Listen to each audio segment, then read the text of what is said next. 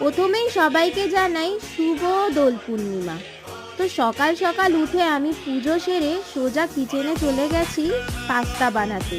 আর সায়ন আমার জন্য অলরেডি ঠান্ডাই বানিয়ে রেখে দিয়েছে। তো পাস্তা আর ঠান্ডাইকে আমরা দোল খেলতে বেরিয়ে গেছি। আর এখানে দেখো অলরেডি সবাই রং মেখে ভূত হয়ে গেছে। আর আমি একটা জিনিস সত্যি বুঝতে পারি না, মুখ খালি থাকতে লোকে মাথায় কেন রং দেয়, সত্যি জানি না। তো এদের নাচের চোট দেখো একবার। মিনি বুড়িও এখানে বসে বসে সবার কাণ্ড কারখানা দেখছে। পাড়ায় রং খেলে এখন আমরা সোজা চলে যাচ্ছি শ্বশুর বাড়ির দিকে। আর রাস্তায় দোকানটা পড়ে, আর এখান থেকে সাঁঝে ঠান্ডায় খেতেই হবে। তো অবশেষে শ্বশুর বাড়ি পৌঁছে ননদকে প্রথমে ভূত করলাম পুরো রং মাখিয়ে। এরপরে আমার শাশুড়ি মায়ের পালা, ওনাকেও পুরো ভূত করে দিয়েছি রং মাখিয়ে। আর এই দেখো বুল্লি বাবা আমাকে দেখে লেজ নাড়াচ্ছে। তো ব্লগটা ভালো লাগলে একটা লাইক করে দিও, চ্যানেলটাকেও সাবস্ক্রাইব করে দিও। হ্যাপি হোলি, রাধে রাধে।